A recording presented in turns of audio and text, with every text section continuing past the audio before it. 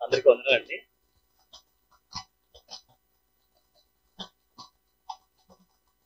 మన రెండో వర్తమానం కోసం మత్తయి సువార్త 16వ అధ్యాయం 24, 25 వచనాలు చదువుకోవచ్చు. అప్పుడు యేసు తన శిష్యులను చూచి, ఎవడైనను నన్ను వెంబడింపకోరని ఎడల తన్ను తాను ఉపేక్షించుకుని తన సిలువనెత్తుకుని నన్ను వెంబడింపవలను. తన ప్రాణమును రక్షించుకున్నగోరువాడు దాన్ని పోగొట్టుకును, నా నిమిత్తము తన ప్రాణమును పోగొట్టుకున్నవాడు దాన్ని దక్కించుకును. మరొక వాక్యభాగం చూసుకుందాం. లూకా సువార్త 14వ అధ్యాయం 25, 26 వచనాలు. 27 బహు జన సమూహంలో ఆయనతో కూడా వెలుచున్నప్పుడు ఆయన వారి తట్టు తిరిగి, ఎవడైనను నా యొద్దకు వచ్చి తన తండ్రిని, తల్లిని, భార్యను, పిల్లలను, అన్నదమ్ములను, అక్క చెల్లెంటను, తన ప్రాణమును సహా ద్వేషింపుకుంటే వాడు నా శిష్యుడు కానేరడు. మరియు ఎవడైనను తన సిలువను మోసుకుని నన్ను వెంబడింపని ఎడల వాడు నా శిష్యుడు కానేరడు. ప్రార్థన చేస్తాను. మహాపరిశుద్ధుడా, జీవం గల దేవా, మీ ఉన్నతమైన శ్రేష్టమైన నామమును బట్టి స్తుతులు స్తోత్రాలు చెల్లిస్తూ ఉన్నాం. ప్రభువా, గతించిన కాలమంతా మీరు మమ్మల్ని కాచి కాపాడారు. మరొక నూతన మాసంలోనికి మమ్మల్ని అడుగు పెట్టించారు. మీకు స్తోత్రాలు. దేవా, మీరు సజీవులుగా ఉన్నామంటే మా శక్తి, మా బలం చేత కాదు కానీ ప్రభువా, కేవలం మీ కృప చేతనే ప్రభువా మిమ్మల్ని స్తుతిస్తూ ఉన్నాం. మాకు కావాల్సినవన్నీ మీరు మాకు ఇచ్చి పోషిస్తూ మమ్మల్ని నడిపిస్తున్న విధానం బట్టి మీకు వందనాలు చెల్లిస్తూ ఉన్నాం. ప్రభువా, మిమ్మల్ని గురించి నేర్చుకోవడానికి, మిమ్మల్ని ఆరాధించుకోవడానికి మీరు మాకు ఇచ్చిన ఈ గొప్ప తరుణాన్ని బట్టి ప్రభువా మా హృదయపూర్వక వందనాలు మీకే సమర్పిస్తూ ఉన్నాం. దేవా, వాక్యం మీది.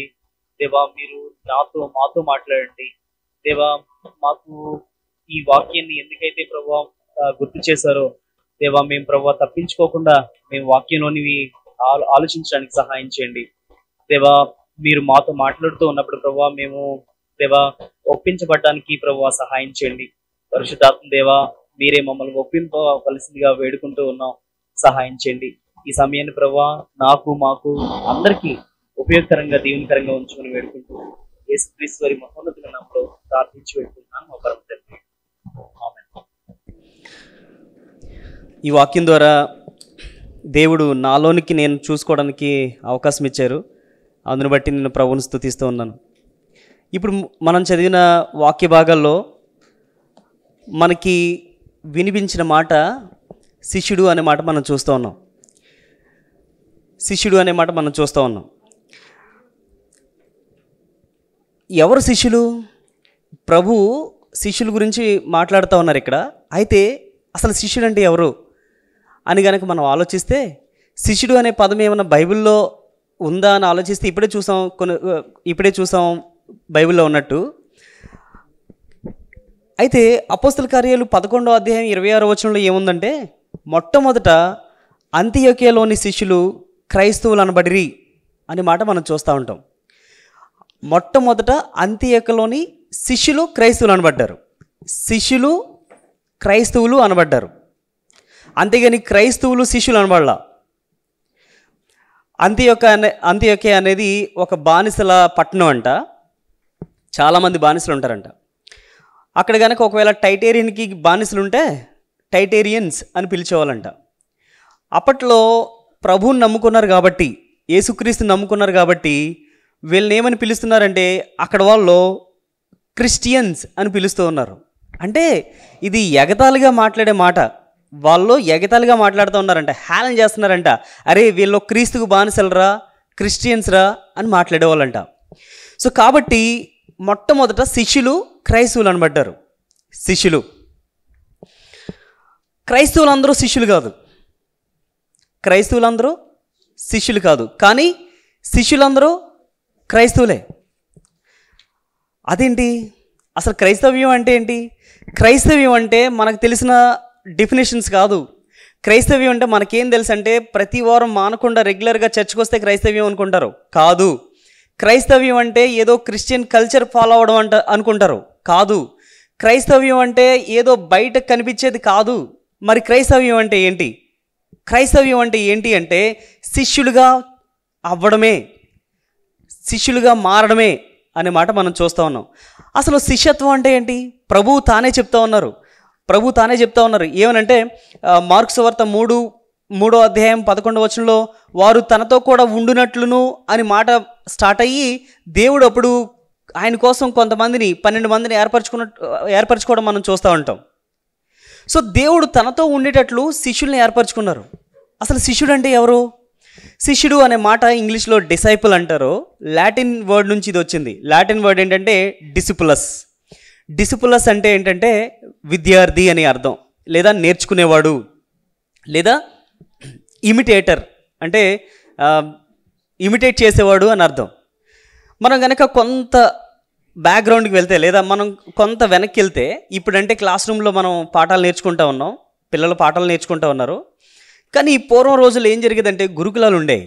గురుకులాల్లో ఏం చేసేవాళ్ళంటే తల్లిదండ్రులు గురువుకి అప్పగించేసేవాళ్ళు. ఇప్పుడు ఈ అబ్బాయి పరిస్థితి ఏంటి అంటే గురువును చూడడం, గురువు ప్రవర్తించినట్లు ప్రవర్తించడం, నేర్చుకోవడం, ఇతని పని నేర్చుకోవడమే.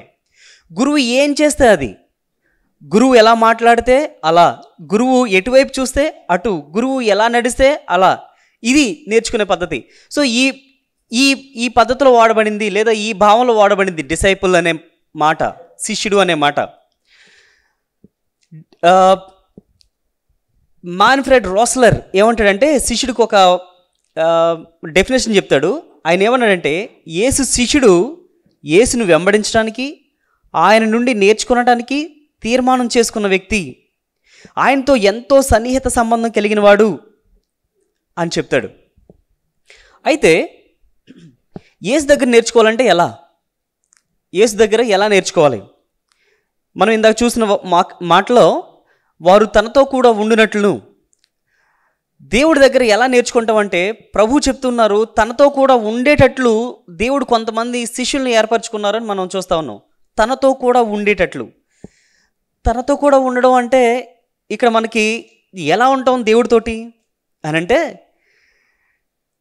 2 విధాలుగా మనం దేవుడితోటి లేదా దేవుడి దగ్గర నేర్చుకోవచ్చు. అది ఎలాగూ? దేవుడి దగ్గర నేర్చుకోవడానికి మనకి బెస్ట్ ఎగ్జాంపుల్ మరియా మార్తల విషయంలో.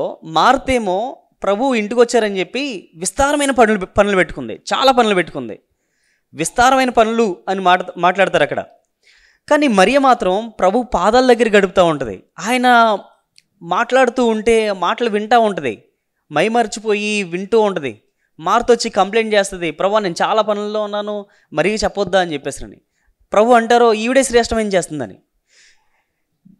దేవుడు యేసుక్రీస్తు ప్రభు చెప్పింది ఏంటంటే, శ్రేష్టమైంది ఏంటంటే ప్రభు దగ్గర నేర్చుకోవడం శ్రేష్టమైంది.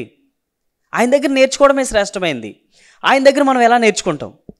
ఆయన దగ్గర మనం ఎలా నేర్చుకుంటాం అంటే వాక్య ధ్యానం ద్వారా నేర్చుకుంటాం, సహవాసం చేయడం. ఆయన నాతో కూడా ఉండునట్లు అనే మాట సహవాసం గురించి చెప్తారు. సో ప్రతిరోజు మనం దేవుడితో వ్యక్తిగత సహవాసం చేయాలి అని ప్రభు కోరుకుంటూ ఉన్నారు. ప్రతిరోజు దేవుడు మనతో వ్యక్తిగత సహవాసం చేయాలి అని.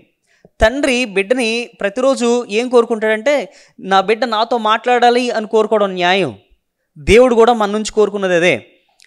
ఆయన మనతో వ్యక్తిగత సహవాసం చేయాలని కోరుకుంటున్నారు. అయితే వ్యక్తిగత సహవాసం ఎలా చేస్తాం? వ్యక్తిగత సహవాసం ఎలా చేస్తామంటే 2 విధాలుగా చేస్తాం. వాక్య ధ్యానం, ప్రార్థన. ఫ్రెండ్షిప్ అనే మాట మనం ఆలోచిస్తే, నేను పలానా వ్యక్తి నాకు చాలా మంచి ఫ్రెండ్, కానీ చాలా థిక్ ఫ్రెండ్ అయినా, కానీ నేను ఎప్పుడో నెలకు ఒకసారి మాట్లాడతాను అని అంటే అర్థం ఉందా? అది అర్ధరహితం కదా. సో ఫ్రెండ్షిప్ అనే దాంట్లో కమ్యూనికేషన్ చాలా ఇంపార్టెంట్. సో ఉత్తర ప్రత్యుత్తరాలు చాలా ఇంపార్టెంట్. అప్పుడే మనం ఫ్రెండ్ అని ట్రీట్ చేయగలం, స్నేహితుడు అని చెప్పగలం. సో అయితే ఈ సహవాసంలో ఏమేమి ఉంటాయంటే కమ్యూనికేషన్ చాలా ఇంపార్టెంట్ అని చూసాం. కమ్యూనికేషన్, దేవుడికి మనకు కూడా కమ్యూనికేషన్ చాలా ఇంపార్టెంట్. ఎలా ఉంటుంది కమ్యూనికేషను? సపోజ్ నేను నా ఫోన్ ఛార్జింగ్ పెట్టడం మానేశాను, 3 రోజులైంది పెట్టడం మానేశాను. అప్పుడేమవుతుంది? నేను ఎవరితో కమ్యూనికేట్ అవ్వగలనా? లేదే. నేను ఎప్పుడెప్పుడు పెట్టాలి ఛార్జింగ్? ప్రతిరోజు పెట్టాలి, ఛార్జింగ్ అయిపోయినప్పుడల్లా పెట్టాలి. సో దేవుడితో కూడా మనం చేయాల్సింది ఇదే. మనం ఎప్పటికప్పుడు ప్రభుత్వ వ్యక్తిగత సహవాసంలో ఉండాల్సిందే. అది ఎలా ఉంటామంటే వాక్య ధ్యానం ద్వారా ఉంటాం. వాక్య ధ్యానంలో జరిగేది ఏంటంటే దేవుడు మనతో మాట్లాడతారు. నేను ఇదే మాటలు మా ఇంట్లో మా అక్కకి చెప్పినప్పుడు దేవుడు మనతో మాట్లాడతారని నేను బైబిల్ చదువుతూ ఉండేవాడిని ఉదయాన్నే లేచిన వెంటనే. మా అక్క ఓ రోజు ఏం చేస్తుందంటే నా దగ్గరికి వచ్చి ఇలా చెవి పెట్టి ఉంటుంది అనమాట. ఏంటి ఏం చేస్తుంది మా అక్క అనుకుంటే, దేవుడు నీతో మాట్లాడతారన్నారు కదా చిన్ని, నేను అందుకోసం చెప్పేసి వింటున్నానని చెప్పేసానని. దేవుడు మాట్లాడడం అంటే అది కాదు. ఏంటి దేవుడు మాట్లాడడం అంటే? దేవుడు మాట్లాడడం అంటే వాక్యం ద్వారా దేవుడు మనతో మాట్లాడుతూ ఉంటారు. ఎగ్జాంపుల్కి ఒక పోర్షన్ మనం తీసుకుంటాం, ఒక బైబిల్లోని ఒక వాక్యం, ఒక భాగం తీసుకుంటాం, ఒక 10 వచనాలు ఎంతో తీసుకుంటాం. ఆ 10 వచనాల్లో దేవుడి గురించి మనం మెడిటేట్ చేస్తూ ఉంటాం. అంటే ఈ భాగంలో దేవుడి గురించి చెప్తున్న లక్షణం ఏమైనా ఉందా, అబౌట్ గాడ్ ఏమైనా ఉందా అని ఆలోచిస్తాం. మనకి ఏదైనా కనిపిస్తే దాన్ని బట్టి మనం ప్రభువును స్తుతిస్తాం. రెండోది, నేను ఒప్పుకోవాల్సిన పాపం ఏదైనా దేవుడు చూపిస్తున్నారా అని మనం ఆలోచిస్తాం. దాంట్లో నేను ఒప్పుకోవాల్సిన పాపం ఏదైనా ఉంటే అప్పుడే ప్రభువా నిజమే నేను ఈ పాపంలో ఉన్నాను, నన్ను క్షమించండి అని మనం మాట్లాడతాం, ప్రభుకి ప్రార్థన చేస్తాం. మూడోది, ప్రామిస్ ఏదైనా ఉందా అంటే వాగ్దానం, దేవుడు మనకి ఇచ్చే వాగ్దానం ఏమైనా ఉందా అని మనం చూస్తూ ఉంటాం. నేను ఇక్కడికి వచ్చే ముందు లేదా అంతకుముందు కూడా చాలా భయపడతా వస్తానండి. నిజానికి మీలో చాలామంది కంటే నేను చాలా అల్పుణ్ణి, వాకింగ్ చెప్పడానికి అనర్హుణ్ణి. అటువంటి అప్పుడు ప్రభు దగ్గర ప్రార్థన చేసేటప్పుడు దేవుడు నన్ను బలపరిచేది, నేను మోషేకి తోడై ఉన్నట్లు నీకు కూడా తోడై ఉంటానని. సో ప్రామిస్ ఏదైనా ఉందా అది ఎత్తి పట్టుకుంటాం, దాన్ని బట్టి మనం ప్రార్థన చేస్తాం. తర్వాత మాదిరి ఏమైనా ఉందా, ఇదిగో ఇందాక మనం చదివిన భాగంలో మార్తా మరియల గురించి ఆలోచించినప్పుడు మరియ మనకు మాదిరి. సో ప్రభువా నేను మరియలాగా నేను నీ పాదాల దగ్గర గడపాలి. సో దేవుని ఆజ్ఞ ఏమైనా ఉందా అని చూస్తాం. దేవుడు చెప్తున్న ఆజ్ఞ ఏమైనా ఉందా దాని గురించి ఆలోచిస్తాం. మొత్తం దేని గురించి మాట్లాడుతుంది ఈ భాగం అని ఆలోచిస్తాం. సో ఈ విధంగా మనం బైబిల్ని ధ్యానం చేస్తూ ఉంటాం. చాప్టర్స్ చదివేయడం ఓకే, మంచి పద్ధతి. కానీ ఆ బైబిల్లో ఉన్న ఏముందో అది కూడా ఆలోచిస్తూ మనం మాట్లాడతాం. ఈ విధంగా మనం ఆలోచిస్తూ ఉన్నప్పుడు దేవుడు మనతో మాట్లాడుతున్నారనే సంగతి మనకు అర్థమవుతూ ఉంటుంది. ఆ తర్వాత ప్రార్థన అంటే మనం దేవుడితో మాట్లాడడం లేదా మనం దేవుడికి విన్నవించుకోవడం. ఈ 2 పద్ధతుల వల్ల, వాక్య ధ్యానం, ప్రార్థన వల్ల దేవుడికి మనకి మధ్య ఇంటిమసీ పెరుగుతుంది, ఆ బంధం పెరుగుతుంది. సో ఆ విధంగా మనం ప్రభు దగ్గర నేర్చుకోవచ్చు. సో అయితే మత్తయి సువార్త 11:29లో ప్రభు ఏమన్నారంటే, మనకందరికి తెలిసిందే, నేను సాత్వికును దీన మనసు గలవాడిని కనుక నా కాడి ఎత్తుకు నా యొద్ద నేర్చుకోండి అనే మాటలు మనం చూస్తూ ఉంటాం. సో ఆయన శిష్యులుగా మారాలంటే దేవుడు కొన్ని షరతులు పెట్టాడండి. ఆయన శిష్యులుగా మారాలంటే దేవుడు కొన్ని షరతులు పెట్టారు. ఇందాకే మనం చూసాం లోకసువార్త 14వ అధ్యాయంలో ఏం చూసామనంటే 25వ వచనం చదువుతున్నాను. బహుజన సమూహంలో ఆయనతో కూడా వెలుచున్నప్పుడు ఆయన వారి తట్టు తిరిగి. ఇప్పుడు చెప్పండి, దేవుడు యేసుక్రీస్తు వెనక ఎంతమంది వెళ్తా ఉన్నారు? బహుజన సమూహములంట. 2000 సంవత్సరాల క్రితం యేసుక్రీస్తు అంటే ఆయన వెంట ఎక్కడికి వెళ్తే అక్కడికి బహుజన సమూహాలు వెంబడించేవాళ్ళు. అసలు ఆయన చూడడానికి కూడా ప్లేస్ ఉండేది కాదు, చూడడానికి కూడా సందు దొరికేది కాదు. అందుకే జక్కే చూడలేక చెట్టెక్కి చూశాడు. మనం చూస్తూ ఉంటాం పొలిటికల్ లీడర్స్ వచ్చినప్పుడు చూడడానికి కూడా లేకపోతే కరెంటు పోల్స్ ఎక్కేస్తూ ఉండేవాళ్ళు, కొంతమంది ఎక్కేస్తూ ఉంటారు. సో 2000 సంవత్సరాల క్రితం జరిగింది. బహుజన సమూహంలో ఆయన వెంబడిస్తూ ఉన్నారు. అయితే యేసు ప్రభుని ఎందుకు వెంబడించారు మీకు తెలుసా? కొన్ని కారణాలు ఉన్నాయి. ఎందుకు వెంబడించారంటే చాలా కారణాలు ఉన్నాయి. దాంట్లో ఒక 5 కారణాలు చూద్దాం. ఏంటేంటి కారణాలంటే, ప్రభువుని వెంబడించడానికి మొదటి కారణం రొట్టెల కోసం వెంబడించారంట. రొట్టెల కోసం అంటే ఆహారం కోసం. ఎందుకు వెంబడించి ఉంటారో? ఏం జరిగింది అంటే, ప్రభువు 5 రొట్టెలు 2 చేపలని 5,000 మందికి పంచిపెట్టారు. వాళ్ళు కూడా ఏముండి ఉంటుంది అంటే, అక్కడ తిని తృప్తి పొందిన తర్వాత ఇంకా 12 గంపలు ఎత్తారు అని ఉంటుంది. సో ఈయనతో వెళ్తే నాకు ఏ లోటు ఉండట్లేదు, చాలా తృప్తిగా ఉన్నాను నేను, ఈయనతో వెళ్తే నేనేం చూసుకోక్కర్లేదు, నాకు కావాల్సినవన్నీ ఆయనే చూసుకుంటారు అంటే భౌతిక అవసరాల కోసం ప్రభుని వెంబడించేవాళ్ళు. బైబిల్ చెప్తూ ఉంది, వీళ్ళు కాదు నిజమైన క్రైస్తవులు, వీళ్ళు కాదు నిజమైన శిష్యులు అని. సో మనలో కూడా చాలామంది భౌతిక అవసరాల కోసం ప్రభుని వెంబడించే వాళ్ళం ఉంటాం, భౌతిక అవసరాల కోసం వెంబడించే వాళ్ళం ఉంటాం. అది ఏదైనా కావచ్చు. భౌతిక అవసరాల కోసం ప్రభుని వెంబడించే వాళ్ళు ఉంటాం. అయితే ఇది కాదు నిజమైన క్రైస్తవ్యం అంటే. అయితే కొంతమంది స్వస్థతల కోసం ప్రభుని వెంబడించే వాళ్ళు ఉంటారు. స్వస్థతల కోసం ప్రభువు ముట్టితే స్వస్థపడిన వాళ్ళు ఉన్నారు. ప్రభువు మాట్లాడితే చనిపోయిన వాళ్ళు లేచారు. అరే ఈయన మామూలుడు కాదురా అని చెప్పేసి ఇక నుంచి ఆయన్ని స్వస్థతల కోసం వెంబడించడం మొదలుపెట్టారు. బైబిల్ చెప్తా ఉంది ఇది కాదు నిజమైన క్రైస్తవ్యం అంటే. ఈ రోజులు స్వస్థతలు అనే మాటలో చాలా చోట్ల వింటూ ఉంటాం. ఒక ఆయన చర్చి దగ్గర నేను ఎక్కడో చూసానండి, ఏమని ఉంటుందంటే ఏదో ప్రార్థనా మందిరం, యేసుక్రీస్తు ప్రార్థనా మందిరం అని ఎక్కడో ఉంది. అయితే స్వస్థతలు ఈ మధ్య బాగా పాపులర్ అవుతున్నాయి కదా అనుకున్నాడు ఏమో ఆయన. ఆ మధ్యలో ప్లేస్ లేక ఆ పైకి రాశాడు యేసుక్రీస్తు స్వస్థత ప్రార్థనా మందిరం అని. ఎందుకోసం అంటే అలా పెట్టుకుంటే చాలామంది వస్తారు కాబట్టి, చర్చి నిండిపోద్ది కాబట్టి. మీరు చూడండి స్వస్థత సభల దగ్గర ఎంతమంది ఉంటారు? చాలామంది ఉంటారు. సో ప్రభువుని స్వస్థతల కోసం వెంబడిస్తూ ఉన్నారు. ఈ స్వస్థతల కోసం వెంబడించే వాళ్ళు ఎంతకాలం ఉంటారంటే స్వస్థపడేంత వరకు ఉంటారు. స్వస్థపడిన తర్వాత పరిస్థితి ఏంటి? మళ్ళా లోకమే. స్వస్థతల కోసం వెంబడిస్తూ ఉన్నారు. ఇంకొంతమంది అధికారం కోసం వెంబడిస్తున్నారు, లేదా పాపులర్ అవడం కోసం వెంబడిస్తున్నారు. పాపులర్ అవడం కోసం ఎమ్మెల్యే గారు మా వీధిలోకి వచ్చారనుకోండి, ఆయనతో కనుక నేను సెల్ఫీ తీసుకుంటే నేను పాపులర్ అవుతాను. సో ఈయన వెంట కొంతమంది పాపులర్ అవడం కోసం వెంబడిస్తున్నారు, లేదా అధికారం కోసం వెంబడిస్తున్నారు. ఈయన గ్రూపులోనే ఒక ఆయన ఉన్నాడు, ఇస్కరియోతు యోధా. ఆయన దేనికోసం వెంబడించాడంటే మెస్సయ్య వస్తారన్నాడు కదా, ఈయనే మెస్సయ్య ఏమో. ఒకవేళ ఈయనే మెస్సయ్య అయితే రోమన్ గవర్నమెంట్ని పడగొట్టేసి ఈయన ఒక కొత్త సామ్రాజ్యాన్ని నెలకొల్పుతాడు. ఈయన నెలకొల్పే ఈ సామ్రాజ్యంలో ఫైనాన్స్ మినిస్టర్ నేనే అని భావించాడు అధికారం కోసం. ఆ శిష్యుల్లోనే ఇంకొక ఇద్దరు ఉన్నారు, యాకోబు యోహన్లు. వీళ్ళు ఏమని కొట్టుకుంటున్నారు తెలుసా అండి? అరే నేను కుడివైపున ఉంటానరా, నేను ఎడమవైపు ఉంటాను. ఇది గొడవ, వాళ్ళ మధ్య గొడవ. ఇది కాదు క్రైస్తవ్యం అంటే, ఇది కాదు శిష్యత్వం అంటే అని ప్రభు చెప్తా ఉన్నారు. చాలామంది ఈ రోజుల్లో కూడా దేవుణ్ణి వెంబడించడానికి చాలా స్వార్థ ప్రయోజనాలు ఉన్నాయి. ఇవి కాదు శిష్యత్వం అంటే. అయితే ఇంకో గుంపు ఉన్నారండి.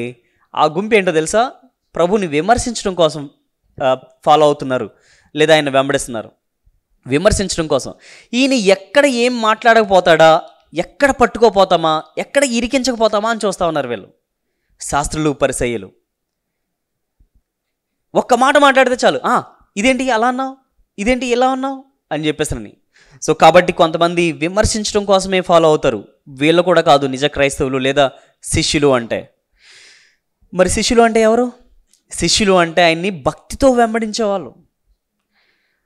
ఆయన మాటలు విని వాటిని హృదయంలో తలపోసుకుంటూ ఆయన మాటలకు లోబడి జీవించేవాళ్ళు, వారు శిష్యులు. యేసుక్రీస్తు ప్రభువుకు కావాల్సింది ఫ్యాన్స్ కాదు, ఫాలోవర్స్. ఫ్యాన్స్ చాలామంది ఉంటారు. చాలామంది హైందవ సహోదరులను కనుక మనం అడిగితే వాళ్ళు చెప్పేది ఏంటో తెలుసా? యేసుక్రీస్తు కూడా మాకు ఇష్టం, యేసుక్రీస్తు కూడా మాకు ఇష్టం. అంటే వాళ్ళు ఏంటో ఎవరికి అన్యాయం చేయరు, అందరికీ న్యాయం చేయాలనుకుంటారు. ఇది కాదు క్రీస్తు శిష్యుడికి ఉండాల్సిన లక్షణం. సో దేవుడికి కావాల్సింది ఫ్యాన్స్ కాదు, ఫాలోవర్స్.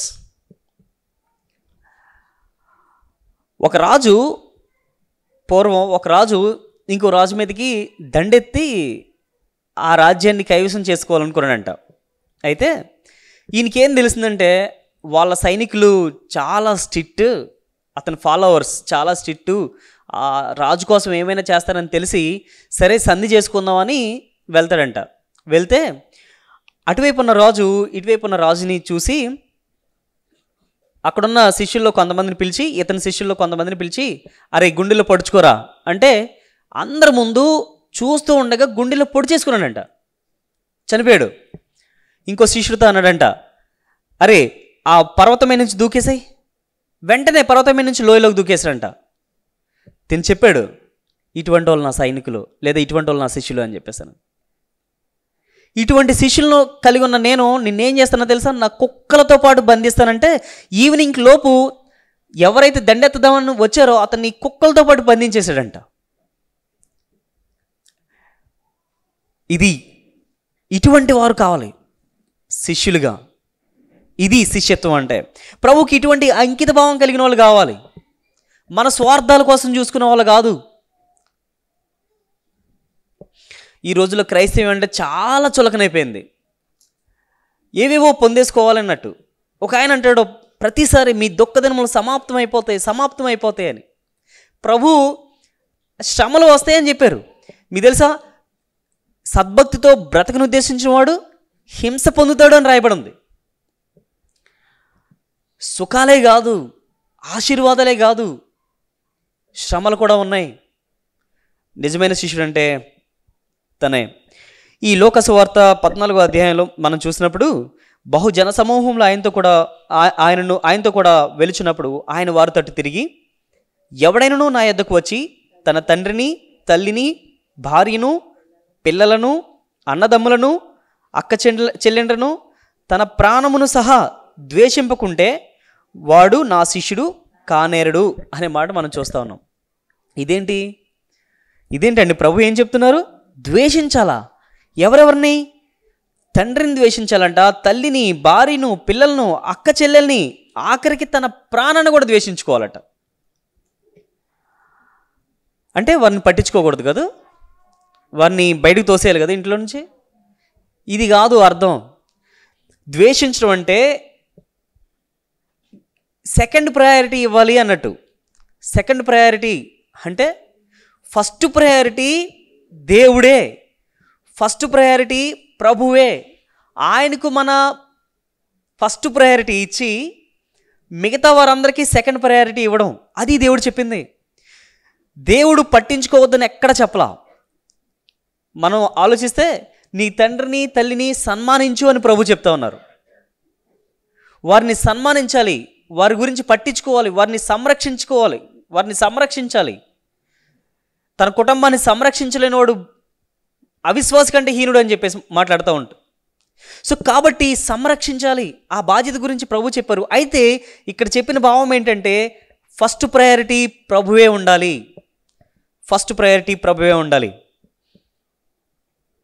అయితే మన ఫస్ట్ ప్రయారిటీ ఎవరు?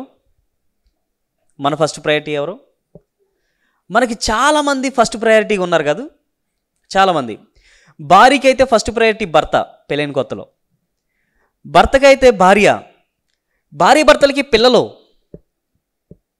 వీరే ఫస్ట్ ప్రయారిటీ. ఆ తర్వాతే దేవుడు. కానీ మన ఫస్ట్ ప్రయారిటీ ప్రభుకే ఇవ్వాలి. ఫస్ట్ ప్రయారిటీ ఇవ్వడం అంటేనంట having supreme love for the Lord అంట. మన మొట్టమొదటి ప్రేమ లేదా మన అత్యంత ప్రేమ ప్రభువుకు మాత్రమే చెందాలి. ఆ తర్వాతే ఇంకెవరైనా. ఫస్ట్ ప్రయారిటీ ఎవరికి ఇస్తున్నాం? ఈ ఫస్ట్ ప్రయారిటీ ఎవరికి ఇస్తున్నాం అనేది ఎక్కడ అర్థమైపోద్ది అంటే పెళ్ళిళ్ళ దగ్గర అర్థమైపోద్ది. ఎవరో ఒక ఆయన అంటారు, కుక్క బుద్ధి మొక్క దగ్గర తెలుస్తుందని చెప్తూ ఉంటాడు అనమాట. సో క్రైస్తవుల బుద్ధి ఎక్కడ తెలుస్తుంది అంటే పెళ్ళిళ్ళ దగ్గర తెలుస్తుంది అంట.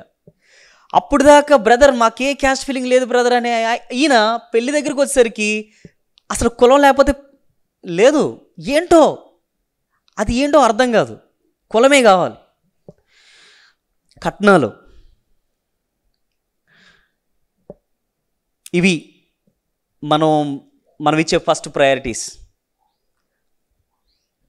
మన రక్షకుడికంట మన యొక్క తీరిగ్గా ఉన్న సాయంత్రాల్లో లేదా వారాంతపు దినాల్లో అంటే వీకెండ్స్లో, రిటైర్ అయిపోయిన తర్వాత వచ్చే సంవత్సరాల్లో మనం ఇచ్చే టైం కాదంటే కావాల్సింది. మన రక్షకుడికి కావాల్సింది మన జీవితాల్లో అనుదినం ప్రథమ స్థానం ఇచ్చేవారి కోసం చూస్తూ ఉన్నాడంట ప్రభు. ఈ మాట విలియం మెక్డొనాల్డ్ చెప్తా ఉంటాడు. లోక సువార్త 9వ అధ్యాయం 61వ వచనంలో ఒక ఆయన ఏమంటాడంటే, ప్రభువా నీ వెంట వచ్చేదని కానీ నా ఇంటినున్న వారి యొద్ద సెలవు తీసుకుని వచ్చేటప్పుడు మొదట నాకు సెలవు ఇవ్వమని అడుగుతాడు. ఎవరి దగ్గర సెలవు తీసుకుని రావాలంటే ఈయన ఇంటి దగ్గర ఉన్న వాళ్ళ దగ్గర సెలవు తీసుకోవాలంట. ఏమని సెలవు తీసుకుంటాడో? పర్మిషన్ తీసుకోవాలంట. మరి వెళ్ళనా, ప్రభు రమ్మంటున్నారు, వెళ్ళమంటావా? ఈవిడ నో అంటే నో అంతే. ఎవరికి ఇస్తున్నాడు ఫస్ట్ ప్రయారిటీ? ఫస్ట్ ప్రయారిటీ తన ఇంట్లో ఉన్న వారికి ఇస్తున్నాడు. కానీ ప్రభు చెప్పింది అది కాదు. ప్రభు చెప్తారు, నాగటి మీద చేయి పట్టి వెనక్కి చూసేవాడు నాకు పాత్రుడు కాడు అని చెప్తాడు. మీలో చాలామందికి సిటీ స్టడ్ గురించి తెలిసే ఉంటుంది. City stud England cricketer, famous cricketer. వాళ్ళ నాన్నగారు గుర్ర పందాల్లో చాలా సంపాదించాడు, చాలా ఆస్తిపరుడు. అయితే ఆయన ప్రభుని నమ్ముకున్నారు. వాళ్ళ నాన్నగారు ప్రభుని నమ్ముకున్నారు. ప్రభుని నమ్ముకున్న తర్వాత పిల్లల దగ్గరికి కొద్దిమంది దేవుని సువార్త చెప్పే వాళ్ళని పిలిపించి వాక్యం చెప్పేస్తూ ఉండేవాడు. అయితే ఓ రోజు సిటీ స్టడ్ అంటే చార్లెస్ థామస్ స్టడ్. సో ఈయన కూడా ప్రభుని నమ్ముకుంటాడు. ప్రభుని నమ్ముకున్న తర్వాత ఈయన ఏ నిర్ణయం తీసుకున్నాడంటే, ఈయనకి చాలా ఆస్తి. ఈయన వాటా ఎంత అంటే అప్పట్లో 29,000 పౌండ్లు అంట. 29,000 పౌండ్లు అంటే 1980s మాట్లాడుతున్నాను నేను. 1980 ఆ ప్రాంతంలో 29,000 పౌండ్లు అంటే దాదాపు సుమారు 5 లక్షలు అంట. ఇప్పుడు అది ఎన్ని కోట్లు మీరే ఆలోచించుకోండి.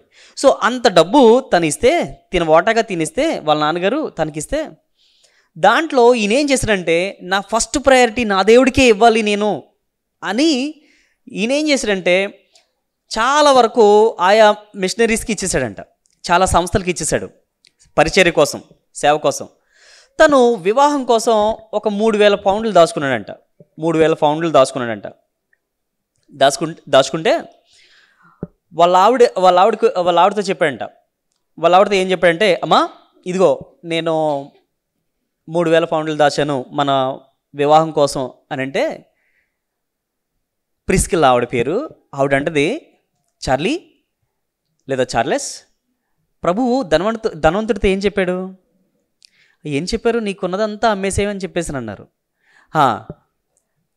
మరి ఉన్నదంతా అమ్మేమన్నాడు కదా, మరి నువ్వెందుకు ఉంచావు? ఇంకా అది కూడా వద్దు, అది కూడా దేవునికి ఇచ్చేసాయి, మనం స్టార్ట్ చేద్దాం, ఏమీ లేకుండా స్టార్ట్ చేద్దాం అని చెప్పేసి అంటదంట ప్రిస్కిల్లా.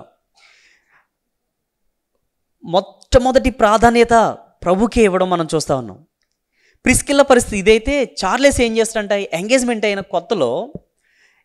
అయినప్పుడు ప్రిస్కిల్లా ఎక్కడ తన గురించే ఆలోచిస్తూ, కాబోయే భర్త గురించే ఆలోచిస్తూ టైం వేస్ట్ చేస్తుందేమోనని ఒక పోయం రాసి పంపిస్తాడంట, లేదా 4 మాటలు రాసి ఈ పాట రోజు పాడుకోమ్మా అని పంపిస్తాడంట.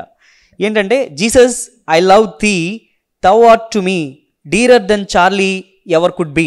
అంటే దేవా నేను నిన్నే ప్రేమిస్తున్నాను, నీవే నా ప్రియుడువు, చార్లెస్ కంటే ఎక్కువగా నిత్యము నిన్నే ప్రేమిస్తాను అని. రోజు ఇది చదువు అని చెప్తారంట సిటీ స్టడ్. తమ జీవితాల్లో ఏ విధంగా ప్రాధాన్యత ఇచ్చారో, ప్రభుకి ప్రాధాన్యత ఇచ్చారో మనం చూస్తూ ఉన్నాం. దేవుని శిష్యులు దేవుని వెంబడించేప్పుడు సమస్తాన్ని వదిలిపెట్టారు అనే మాటలు మనం చూస్తూ ఉంటాం. సమస్తాన్ని అనే మాట దగ్గర అన్నీ వస్తాయండి, అన్నీ వస్తాయి. అయితే ప్రభు శిష్యులుగా పిలువబడిన వారు సమస్తాన్ని విడిచిపెట్టారు. ఈరోజు మీరు విడిచిపెట్టకుండా ఉన్నదేంటి? ప్రభుని వెంబడించే క్రమంలో చాలామంది ఏం చేస్తున్నామంటే ఆ పాపాన్ని అలాగే కొనసాగిస్తూ ఉన్నాం. కానీ ప్రభు చెప్పింది అది కాదు, విడిచిపెట్టి వెంబడించాల్సిందే. అమెరికాలో యవ్వనస్తుల కూడుకోటి జరుగుతూ ఉందంట. పాస్టర్ గారు చెప్పారంట, అమ్మా మన ఇష్టం వచ్చినట్టు కాదు బ్రతకాల్సింది, మనం సమస్తాన్ని విడిచిపెట్టి ప్రభుని వెంబడించాలి అని అంటా ఉంటే, ఈవిడ లేచి, సార్ నా ఇష్టం నేను జరిగించుకుంటూ ప్రభుని వెంబడించడానికి ఏమైనా అవకాశం ఉందా అని అడుగుతుందంట. మీరు చెప్పండి, ఉందా? లేదు. మన ఇష్టాలు మనం నెరవేర్చుకుంటూ ప్రభుని వెంబడించడానికి అవకాశమే లేదు. సమస్తాన్ని విడిచిపెట్టాల్సిందే. పాపాన్ని వదలకుండా రహస్యంగా చేస్తూ ఉంటాం కొన్నిసార్లు, అది ప్రభువుకి మనల్ని దూరం చేస్తూ ఉంది. శరీరాశలు, లోకాశలు మనం ప్రభుకి శిష్యులుగా మారకుండా చేస్తూ ఉంది. అయితే మనం చాలామంది వీటికి ఏం పేర్లు పెట్టాం తెలుసా? మనందరూ తెలుసా పేర్లు? బలహీనతలు. ఉంటుందిలే బ్రదర్, ఆ బలహీనత ఒక్కొక్కరికి ఒక్కో బలహీనత అని చెప్పేసి అంటాం. మీరు చెప్పండి, విషయానికి పేరు మార్చిపెట్టినంత మాత్రాన మారిపోద్దా? విషానికి ఏ పేరు పెట్టినా విషమే, తాగితే చేస్తారు అంతే. సో మనం పాపానికి ఏ పేరు పెట్టినా పాపమేనంట. ఒక ఆయన అంటాడు, పాపం అనేది విత్తనం లాంటిదంట. భూమిలో కప్పెట్టేద్దాం, బాగానే కప్పెట్టేశాను అని కనుక మనం ఆలోచిస్తూ ఉంటే 3 రోజుల్లో పైకి వచ్చేస్తాడంట. పాపంలో కొనసాగుతూ శిష్యుడిగా ఉండడం అనేది అసాధ్యం. పాపంలో కొనసాగుతూ శిష్యుడిగా ఉండడం అనేది అసాధ్యం. ప్రభువు పేతురును మాట్లాడుతారు. దాదాపు 3 సందర్భాల్లో ఉంటుంది. పేతురు, వీరికంటే ఎక్కువగా నన్ను ప్రేమిస్తున్నావా? ప్రేమిస్తున్నాను ప్రభువా. వీటికంటే ఎక్కువగా నన్ను ప్రేమిస్తున్నావా? ప్రేమిస్తున్నాను ప్రభువా. వీటికంటే ఎక్కువగా నన్ను ప్రేమిస్తున్నావా? ప్రభువా ప్రేమిస్తున్నాను. నీకు తెలుసు కదా. దేవుడు ఈరోజు మనల్ని అడుగుతున్న మాట, వీటికంటే ఎక్కువగా నన్ను ప్రేమిస్తున్నావా? ఆ వదిలిపెట్టుకోలేని పాపం కంటే ఎక్కువగా నన్ను ప్రేమిస్తున్నావా అని ప్రభు అడుగుతూ ఉన్నారు. మన సమాధానం ఏంటి? ప్రేమిస్తే విడిచిపెట్టాల్సిందే. శిష్యుడికి ఉండాల్సిన మరో లక్షణం, శిష్యుడు తను ఉపేక్షించుకుంటాడు. లోక సువార్త 9:23 మనం చూస్తాం. ఆయన అందరితో ఇట్లనను, ఎవడైనను వెంబడింపగోరిని ఎడల, నన్ను వెంబడింపగోరిని ఎడల తను ఉపేక్షించుకుని ప్రతిదినము తన సిలువను ఎత్తుకుని వెంబడింపవలను. ఉపేక్షించుకోవడం అంటే తను కాదనుకోవడం, తన కోరికలను చంపుకోవడం, ఇది ఉపేక్షించుకోవడం అంట. లేదా తన్ను పరిత్యజించుకోవడం అంట. దేవుడు చెప్పాడు ఉపేక్షించుకోమని, కానీ మనం ఏం చేస్తాం తెలుసా? నా ఇష్టం ఉపేక్షించుకోరు, నా ఇష్టం అంటారు. కొద్దిమంది ఎవరో బండి మీద ఇలా రాస్తాడు, మై లైఫ్ మై రూల్స్ అని. వీడు ఎటు వెళ్తాడంటే ఎడం వైపు వెళ్ళాల్సినాడు ఆపోజిట్ డైరెక్షన్లో వస్తాడు. మై లైఫ్ మై రూల్స్, నా జీవితం, నేను పెట్టుకున్న నియమాలు, నా ఇష్టం అని చెప్తూ ఉంటాడు. సో మన ఇష్టాలే జరిగించుకుంటా ఉన్నాం. మనల్ని మనం తగ్గించుకోలేం, మనల్ని మనం ఉపేక్షించుకోలేం. నేను అనేది ప్రతి చోట కనిపించాలి. నేను కనిపించాలి స్టేజ్ మీద. నేను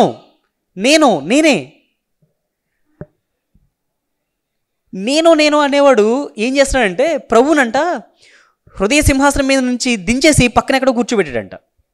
ఇప్పుడు ఈ హృదయ సింహాసనం మీద ఎవరున్నారంటే నేను ఉన్నాడంట. మనకి బాగా తెలిసిన ఒక మంచి పాస్టర్ గారు, ఇదివరకు పాస్టర్ గారు ఏం చేసుకోవాడంటే, ఆయన యూట్యూబ్లో ఆయన గురించి చూసినప్పుడు ఆయన ఇలా అంటాడు,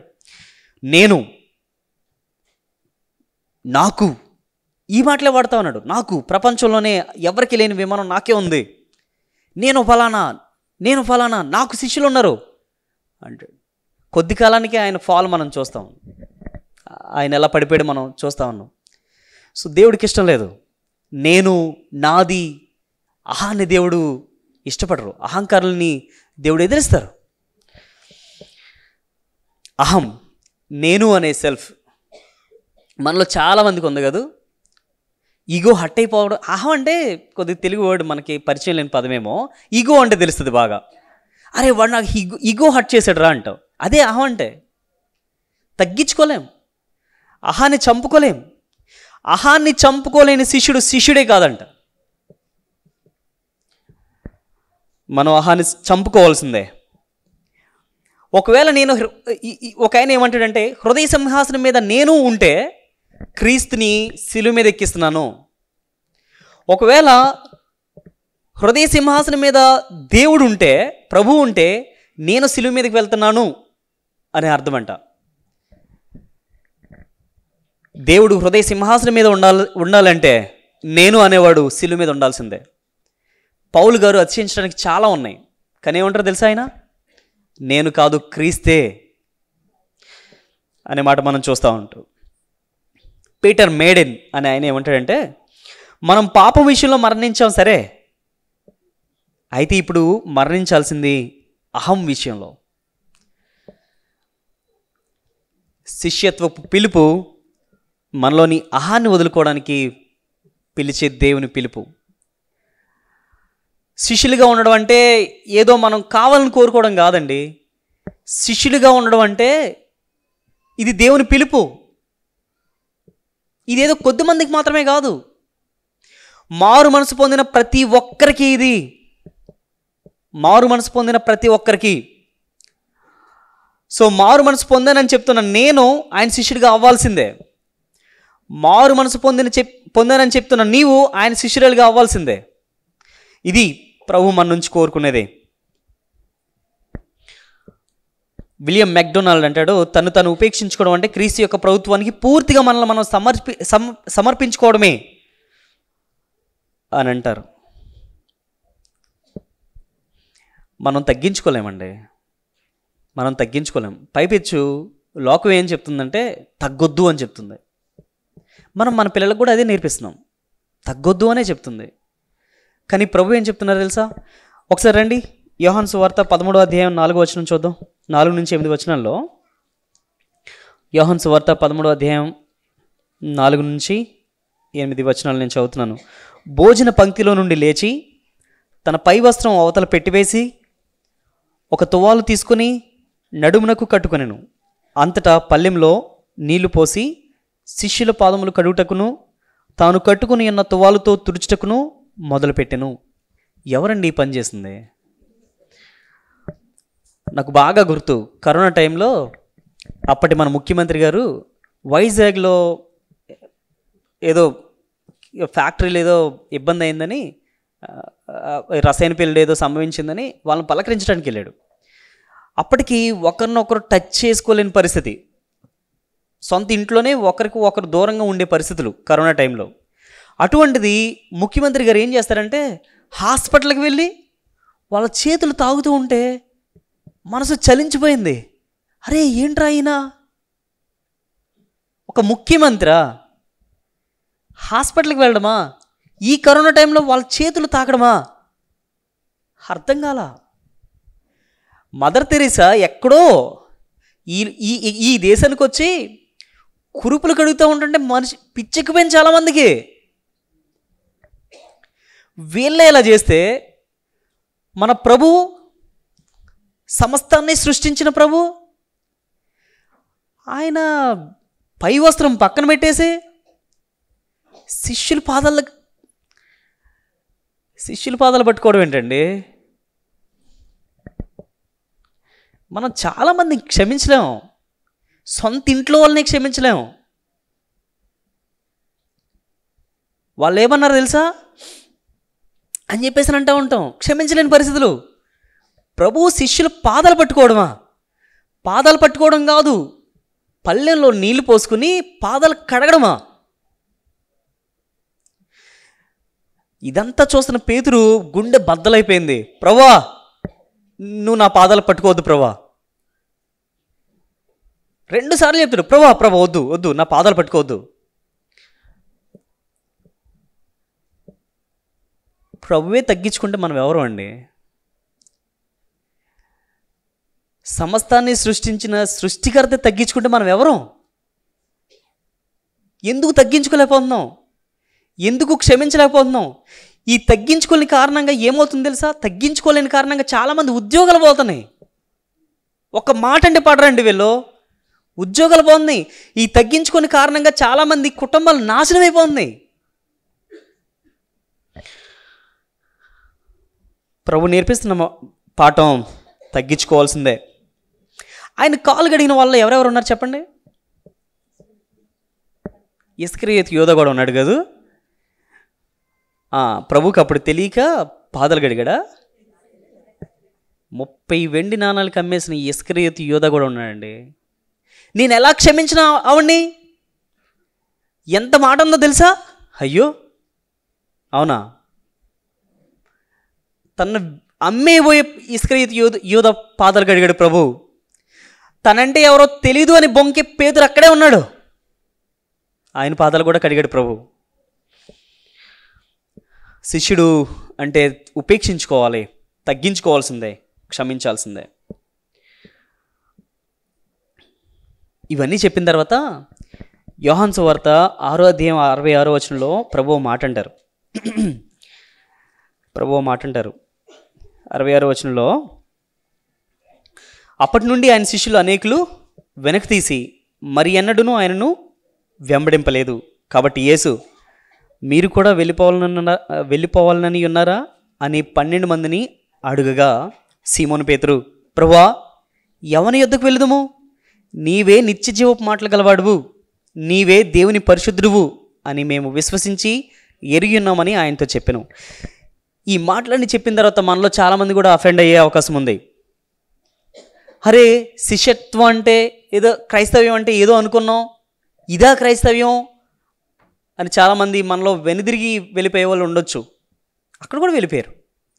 ప్రభు చెప్తున్నారు, మీరు కూడా వెళ్ళిపోవాలని చూస్తున్నారా అని అంటే పేతురు అంటాడు, ప్రభు ఎక్కడికి వెళ్తాం ప్రభా, నిన్ను విడిచి మేము ఎక్కడికి వెళ్తాం ప్రభా? మనం బ్రతకలేమండి ప్రభువుని విడిచి. ఒక ఆయన అన్నాడు, ప్రభుకి నాకు ఎంత దూరం అంటే నాకు ఊపిరికి ఉన్నంత దూరం అన్నాడు. అంటే ఎప్పుడైతే ఊపిరి నాకు ఉండదో నేను ఆటోమేటిక్గా చచ్చిపోతాను అన్నట్టు. మనం ప్రభువుని విడిచి ఎక్కడికి వెళ్తాం? ఎక్కడికి వెళ్ళలేం. అయితే తేల్చుకోవాల్సింది మనమే, చాయిస్ మందే. ప్రభువుని వెంబడించడమా, వెనుదిరిగి వెళ్ళిపోవడమా? లేదు నేను నాగటి మీద చేసుకోవడం, నేను వెనుదిరిగి చూస్తానంటే లేదు, నాగటి మీద చేయి వేసి వెనక్కి తట్టు తిరిగేవాడు నాకు పాత్రుడు కాడు అని ప్రభు చెప్తా ఉన్నారు. తేల్చుకోవాల్సిందే ప్రభుని వెంబడించడమా కాదా అని. ఒక ఆయన ఏమంటాడంటే, ప్రభుని వెంబడించడానికి వెల చెల్లించాలి అంటారు. ప్రభుని వెంబడించడానికి వెల చెల్లించాల్సిందే. మనం చూసిన మాటల్లో వెల చెల్లించడం, అనుదినము తన సిలువనెత్తుకుని వెంబడించాలి అని మనం చూస్తూ ఉన్నాం. సో ప్రభుని వెంబడించడానికి వెల చెల్లించాల్సిందే. ఒక ఆయన ఏమంటాడంటే, రక్షణ ఉచితమే కానీ శిష్యత్వం మాత్రం ఖరీదు అంటాడు. సో రక్షణ ఉచితమే. ఎవరి వల్ల వచ్చింది ఈ రక్షణ? యేసుక్రీస్తు వల్ల వచ్చింది. సో ఉచితంగా వచ్చిన ఈ రక్షణ ప్రభువు ప్రాణం పెడితే వచ్చింది. కానీ శిష్యులుగా ఉండడం అనేది మాత్రం ఖరీదు. సో శిష్యులుగా ఉండే క్రమంలో మనం వెల చెల్లించాల్సిందే. మన ఇష్టాలు కొన్ని కాదనుకోవాల్సిందే. అబ్రహాంకి దేవుడు ఎప్పుడు ఇచ్చారు చెప్పండి బిడ్డని? 100 సంవత్సరాలు అప్పుడు ఇచ్చారు కదా. 100 సంవత్సరాలు అప్పుడు బిడ్డని ఇస్తే ఎలా ఉంటుంది? అసలు కాలు కింద పెట్టనిస్తారా? ఇటువంటి పరిస్థితుల్లో దేవుడు అబ్రహాంని నీ బిడ్డని నాకు ఇచ్చేసేయంటే ఇచ్చేసాడు తెలుసా. అదేంటండి ఇవ్వలేదు కదా, అక్కడ పెట్టి చూసాడు, వెయిట్ చేశాడు అంటారా? హృదయంలో ఇచ్చేసాడంట. మనకిష్టమైంది మనం ప్రభు కోసం ఇచ్చేయగలుగుతున్నామా? అదంటే మనకు చాలా ఇష్టం, ప్రభుకి ఇవ్వగలుగుతున్నామా? మనం వెల చెల్లించాల్సిందే శిష్యుడిగా కొనసాగే క్రమంలో. క్రీస్తు శిష్యులు 12 మందిలో 11 మంది హత్సాక్షులు అయిపోయారంటండి. 11 మంది హత్సాక్షులు అయిపోయారు. పేతుర్ని సిలువేస్తానంటే, బాబు నన్ను సిలువేయొద్దు, నన్ను తలకిందులుగా సిలువేయండి, సిలువేయబడ్డానికి నేను అర్హుడిని కాదు అని అంటారు. సో క్రైస్తవ్యంలో వెల చెల్లించడం ఉంది, శిష్యత్వంలో వెల చెల్లించడం ఉంది. సో ప్రభు శిష్యురాలు నేను చెప్పుకుంటున్నా, మనం వెల చెల్లించాల్సిందే, సిలువను భరించాల్సిందే. ఎందుకు వస్తాయి క్రైస్తవుడికి శ్రమలు, ఇబ్బందులు ఇవన్నీ అంటే ప్రభువే చెప్పారు, మీరు లోకంలో ఉన్నారు కాబట్టి శ్రమలు వస్తాయి, లోకంలో ఉన్నారు కాబట్టి హింసలు వస్తాయని. నా నిమిత్తం జనులు మిమ్మల్ని నిందించి హింసించినప్పుడల్లా మీరు ధన్యులు అని ప్రభు చెప్పారు. మన లోకంలో ఉన్నాం, మనకి శ్రమలు వస్తాయి, ఇబ్బందులు వస్తాయి, కష్టాలు వస్తాయి. అయితే ఏం చేయాలి? వెనదిరిగి వెళ్ళిపోవాలా? చిన్న మాట చెప్పి నేను క్లోజ్ చేస్తాను.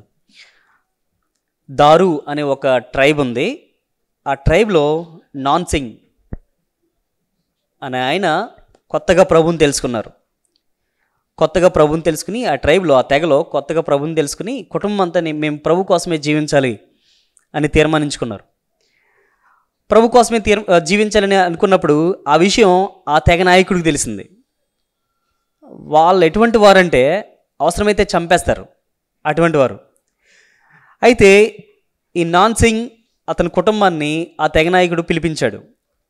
పిలిపించి, ఏంటి మన దేవతల్ని వదిలిపెట్టేసి నువ్వేదో కొత్త దేవుడిని నమ్ముకున్నావు అని తెలిసింది అని అంటే నాన్సింగ్ అన్నాడు అవును అని. ఆయన నిజమైన దేవుడు అని నాకు తెలిసింది, నేను నా కుటుంబం ఆయన్ని వెంబడించాలని నిర్ణయించుకున్నావు అని చెప్తాడు.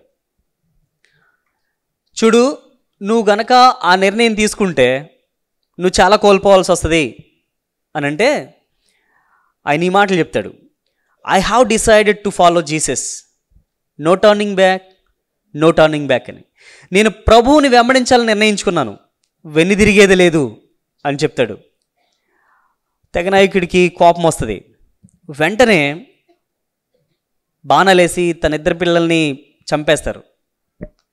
తను మాట అంటాడు, the cross before me, the wall behind me, no turning back, no turning back అని. అంటే శ్రమలు నా ముందున్నా, లోకం నా వెనకున్నా, నేను మాత్రం వెనుదిరిగేది లేదు అని చెప్పేసి అంటాడు.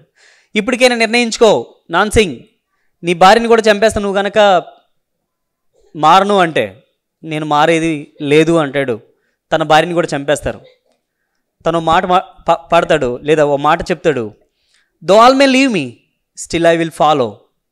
అందరూ నన్ను విడిచేసిన నేను మాత్రం ప్రభుని నమ్ముకుంటానని. తన్ను కూడా చంపేస్తారు, ఆవిడని కూడా చంపేస్తారు. ఇక ఆఖరికి ఇతను కూడా చంపేస్తారు. ఆ పాట మనందరికీ తెలిసిన పాటే. I have decided to follow Jesus. I have decided to follow Jesus. I have decided to follow Jesus. No turning back, no turning back. No turning back, no turning back. The cross before me, the world behind me. The cross before me, the world behind me. The cross before me, the world behind me. No turning back, no turning back. Though all may leave me, still I will follow. Though all may leave me, still I will follow. Though all may leave me, still I will follow. No turning back, no turning back. ప్రభు నమ్మినవారు ఇలాగే జీవించారు. దివిటీలుగా మారిపోయారు. కొంతమంది క్రైస్తవులైనందుకు నూనెలో ముంచి కాగడల్లాగా వెలిగించారు. సజీవులుగా ఉండగానే కాల్చేశారు. క్రైస్తవ్యం అంటే పూల పాన్పు కాదట. పురుషోత్తం చౌదరి అనే ఒక ఆయన ప్రభుని నమ్ముకున్న తర్వాత ఇంట్లో వాళ్ళందరూ ఆయన్ని బయటికి నెట్టేశారు, గెంటేశారు, భార్యతో సహా. ఆయన బయటకు వచ్చేసిన తర్వాత చాలా అవమానాలు, నిందలు అవన్నీ పడి బయటకు వచ్చేసిన తర్వాత కొద్ది కాలానికి తిరుగుతూ అదే ఊరు అనుకోకుండా అదే ఊరు వెళ్తారు, అదే ఇంటికి వెళ్తాడు ఆయన. అప్పటికి గడ్డం, మాసిపోయిన గడ్డం, జుట్టు ఇవన్నీ బాగా పెరిగిపోయి ఉంటాయి. వెళ్ళేసరికి చాలా ఆకలితో ఉంటే, అమ్మా అన్నం కావాలమ్మా అని చెప్పేసి అడిగితే, భిక్షగాడిలాగా అడిగితే, లోపల నుంచి ఒక ఆవిడ, ఎవరో తెలియదు అనుకున్నట్టే లోపల నుంచి ఒక ఆవిడ వచ్చి సడన్గా చూసేసరికి తినకు అర్థమవుతుంది తిన్న భర్తే అని. వెంటనే వీడా, ఆ తక్కువ జాతులను నమ్ముకున్న దేవుణ్ణి నమ్ముకున్నవాడా అని తను తీసుకొచ్చిన పులిహోరని అప్పుడే పేడేస్తే, గేదె పేడేస్తే పేడ మీద వేసేస్తుందంట. ఆ పేడ మీద ఉన్న పులిహోర తింటూ ఆయన ఈ పాట పాడతాడంట, యెహోవా నా తండ్రి గాడా, యేసు నా అన్నగాడా అని. వీరే కదా నాకు నిజమైన సంబంధులు, రక్త సంబంధులు, నాకు ఎవరు లేరని నేను ఎందుకు బాధపడాలి అని అంటారంట. సో ప్రభు కోసం వెల చెల్లించిన వాళ్ళు చాలామంది ఉన్నారు. శిష్యత్వం అంటే వెల చెల్లించడమే. ప్రార్థన చేసుకుందాం. ప్రభు మీకు వందనాలు.